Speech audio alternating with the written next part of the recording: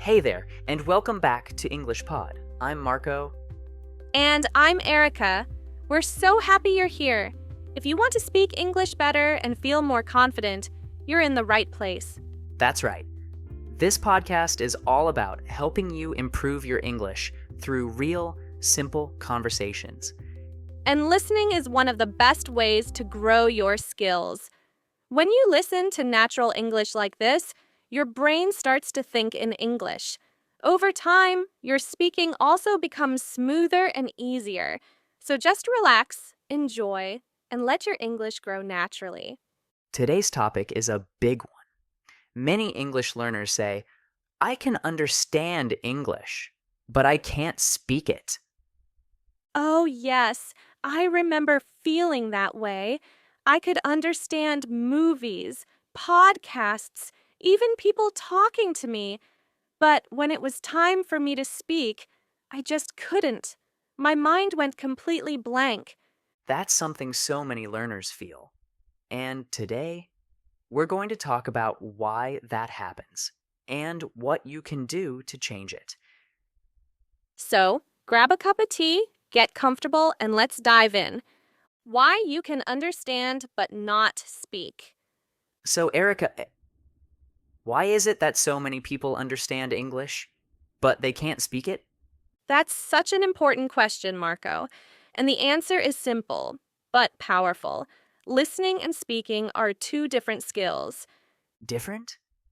But aren't they both part of language? Yes, they are. But they work in different ways. When you listen to English, like now, listening to this podcast, you're using your passive skills.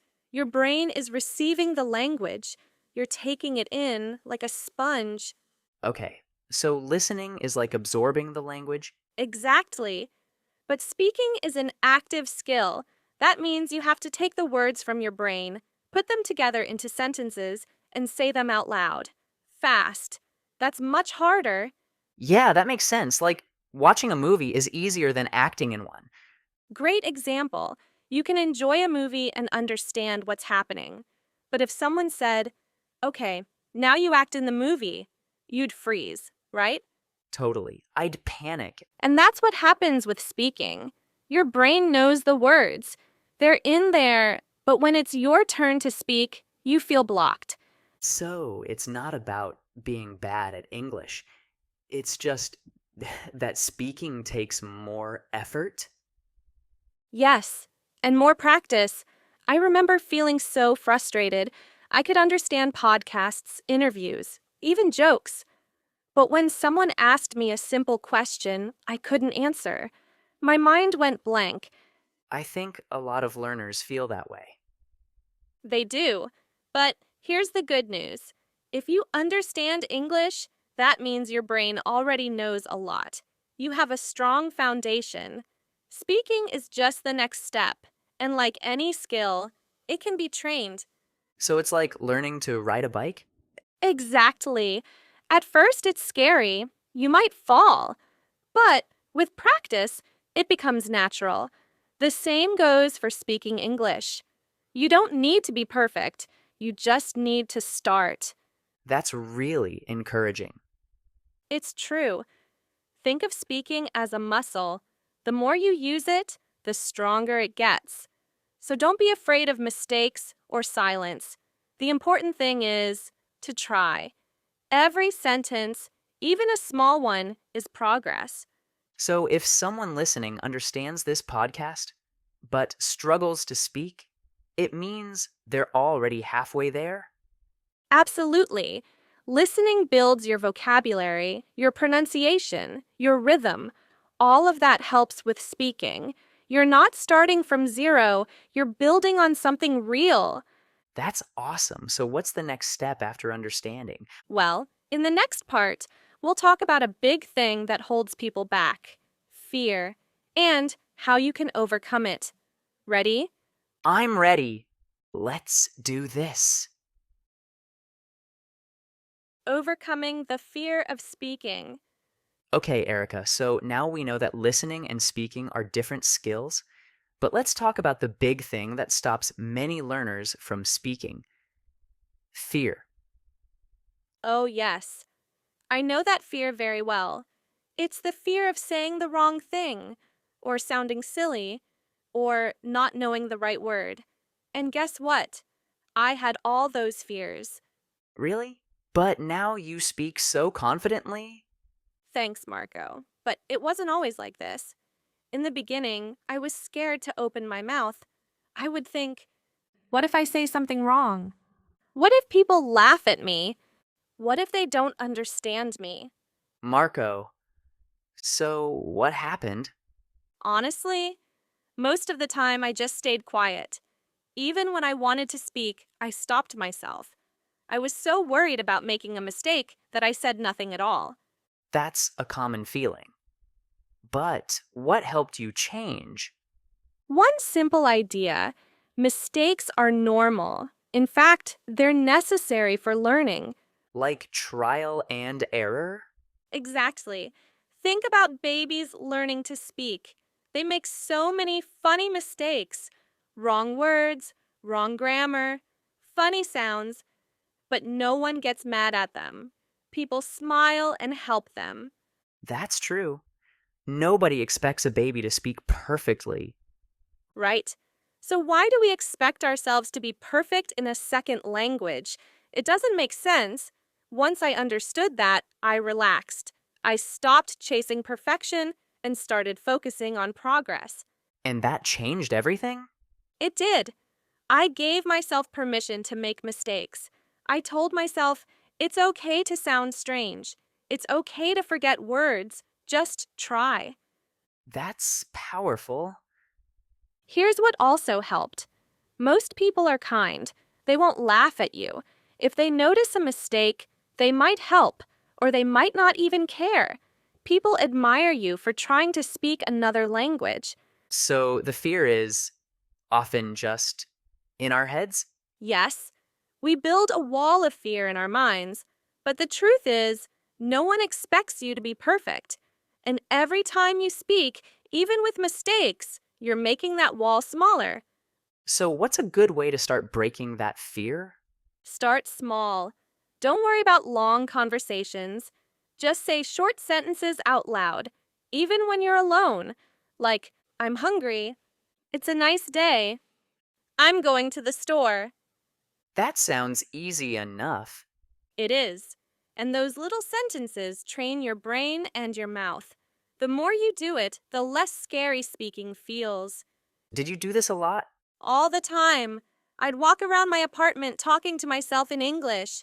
At first, I felt a little silly, but soon I noticed something amazing. I was speaking without fear. Wow. So the key is don't wait until you feel ready. Just start. Yes, don't wait for confidence. Confidence comes from action. Every word you say makes you stronger. That's such good advice. Thanks, Marco. So, dear listener, if you're afraid to speak English, please know this. You don't need to be perfect. You just need to begin. One sentence at a time. Beautifully said, Erica.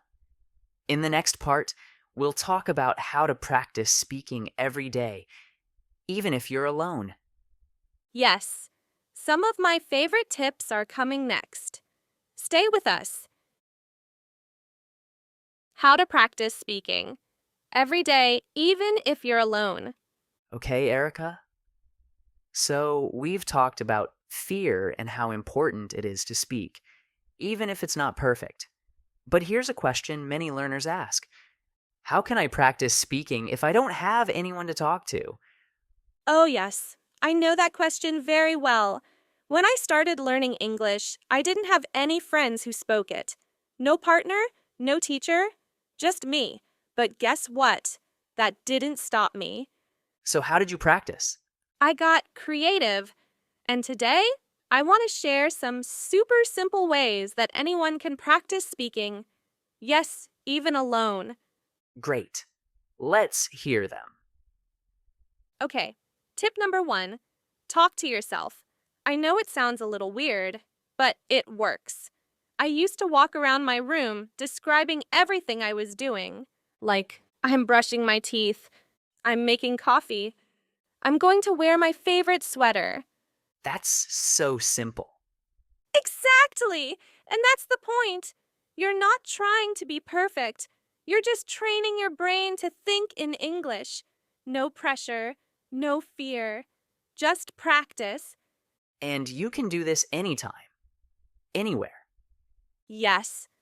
While cooking, cleaning, walking, or even waiting for the bus. Describe what you see, what you feel, what you're doing. Love that. What's the second tip? Tip number 2, shadowing. This one changed everything for me. It means listening to a sentence in English and repeating it immediately, trying to copy the tone, rhythm, and pronunciation. Like an echo? Yes, like an echo. You can do this with podcasts, YouTube videos, or TV shows. Just pause after a sentence and repeat it out loud. At first, you might feel slow, but over time, your speaking becomes smoother and more natural. Did you use this method a lot? All the time. I used to shadow my favorite characters from TV shows. I'd pause after they spoke, then repeat their line like an actor. I wasn't just learning English, I was feeling it, living it. That sounds fun. It was.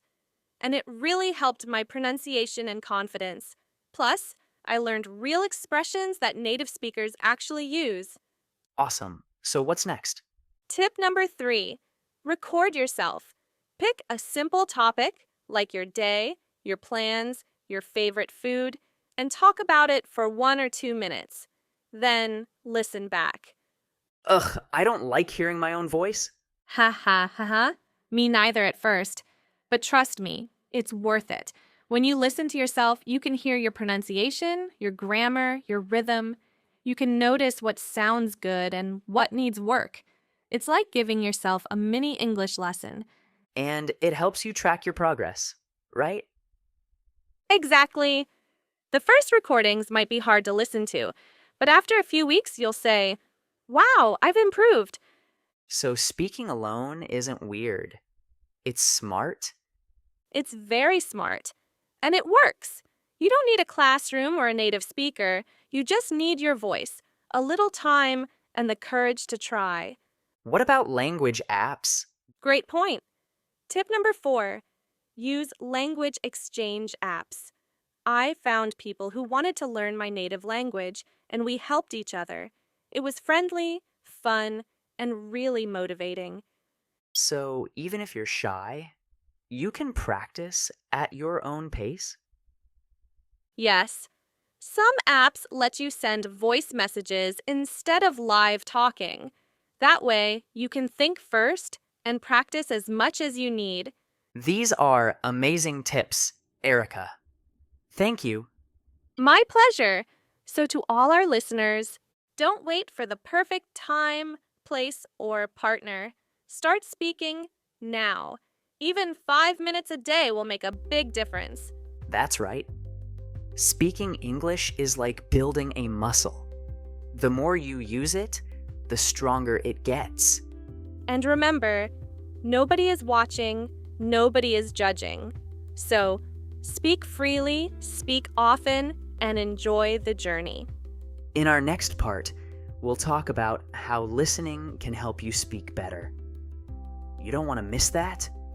Can't wait. Let's keep going. Part 5, staying motivated and embracing mistakes. One last thing we need to talk about. Mistakes. Yes, if you're afraid of making mistakes, you're not alone. But here's what I learned. Mistakes are your teachers. I used to write down the mistakes I made in a little notebook. Then I'd check the right way to say it later. It was like creating my own lessons. That's such a smart idea. And you know what? We should celebrate small wins too. Maybe you used a new phrase today, or spoke for 1 full minute without stopping. That's amazing. Absolutely. Learning English isn't a race. Everyone moves at their own pace. Exactly. So please don't compare yourself to others. Focus on your own journey. Every single word you speak is progress. Well said, Erica, and that brings us to the end of today's episode. Thanks for listening. Remember, listen, speak, make mistakes, and grow. And come back next time for more real English practice with us. Take care and see you soon.